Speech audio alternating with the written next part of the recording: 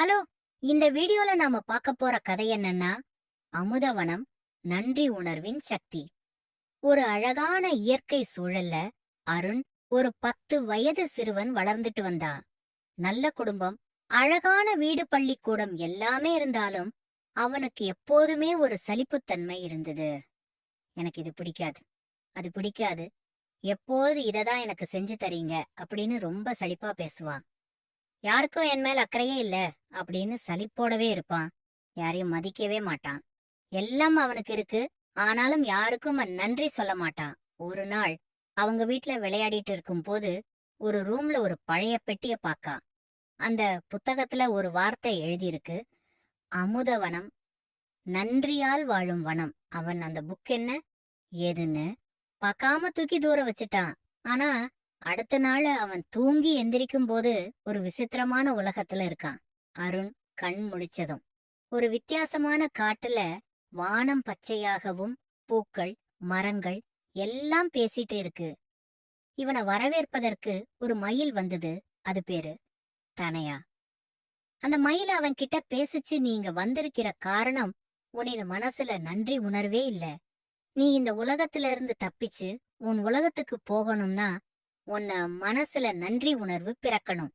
அவனை வழிநடத்தி ஒரு பயணத்திற்கு கூட்டிட்டு போனாள். அவன் முதல்ல போன இடம் ஒரு பூந்தோட்டம். ஒவ்வொரு மரத்திலையும் ஒரு நினைவு, அவனோட சொந்தங்கள், நண்பர்கள், அவங்க எல்லாரும் இவனுக்கு செஞ்ச உதவி. அதை இவன் எப்படி மறந்துட்டான் அப்படிங்கறதெல்லாம் ஒரு படமா ஓடிட்டு இருந்தது. அவன் பாட்டி ஒரு நாள் இவனுக்காக சாப்பாடு செஞ்சு வச்சுட்டு காத்துக்கிட்டு இருந்தாங்க. ஆனா இவன் அதை உதாசீனப்படுத்திட்டு வந்துட்டான். அந்த சம்பவங்களை அவன் நினைவுபடுத்தலாம். அப்ப மரம் சொன்னுச்சு, நீ உன்னோட நன்றிய மறந்துட்டனா நாங்க வாடி போயிருவோம். நாங்க எல்லாரும் வாடிட்டோம்னா உன்னால இந்த காட்டை விட்டு வெளியே போக முடியாது. உடனே அருண் அழ ஆரம்பிச்சிட்டான். ரெண்டாவது ஒரு பாறை மலை பக்கத்துல போனான். அங்க நிக்கும் போது அவன் மனசுல தோணுச்சு, இந்த ஊரு நம்மள கொடுமைதான் படுத்துச்சு, மாமா எப்போதும் கோபப்படுவார்கள் என் மேல. இதெல்லாம் சொல்லிட்டு இருக்கும்போது பாறை அவனை மெதுவா அழுத்தியது. அப்போ ஒன்னு புரிஞ்சுகிட்டான், நம்ம பயத்துல பேசுற வார்த்தைகள் நமக்கு சுமையாகும். அடுத்து அவன் போன இடமே ஒரு நீரோட்டம் உள்ள ஆறு. ஆனா அந்த ஆறு பக்கத்துல எந்த ஒரு பசுமையான புல்வெளியோ மரங்களோ இல்ல. அப்போ அவனோட மனசுல தோணுச்சு, யார் யாருக்கு நன்றி சொல்லணுமோ அவங்களெல்லாம் மனசுல நினைச்சுக்கிட்டான். அவனோட அம்மா, அப்பா, அண்ணன், ஆசிரியர் எல்லாரையும் ஒவ்வொருத்தரா நினைச்சு நன்றி சொல்லிக்கிட்டு இருந்தான். அந்த நேரம் ஒவ்வொரு நன்றியும் அந்த தண்ணில ஒளியா தோன்றி நிலத்துக்கு போய் பசுமையா மாறுச்சு. மயில் தனையா அவனை ஒரு வான வலயத்திற்கு கூட்டிட்டு போனாள்.